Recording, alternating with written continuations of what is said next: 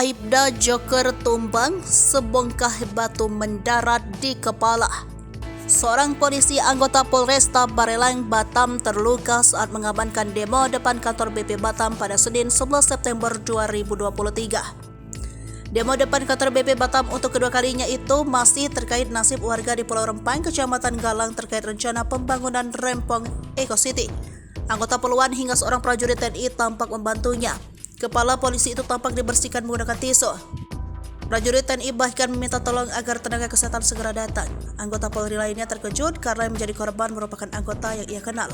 Ya, seorang anggota Polri terluka akibat lemparan batu itu bernama Aibda Supriyadi alias Joker.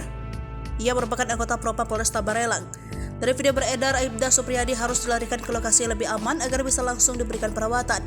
Mengenakan pakaian lengkap, Provos Joker terlihat kesakitan sambil memegang kepalanya yang bocor dan mengeluarkan darah. Sejauh ini kepalanya sudah diberikan perban untuk sementara agar darah tidak mengucur deras.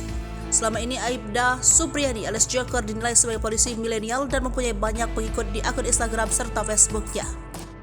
Setiap postingan yang dibagikan Joker di akun media sosialnya pasti viral. Begitu juga dengan beberapa kasus yang diselesaikan oleh polisi di Polda Kepri atau Polresta Barelang dan jajarannya.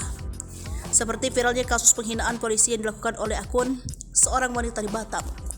Kapolda Kepri Irjen Pol Andap Budi Revianto saat berkunjung ke kantor Tribun Batam meminta langsung kepada Kapolresta Barelang AKBP Prasetyo Rahmat Purboyo untuk mencari polisi bernama Joker tersebut.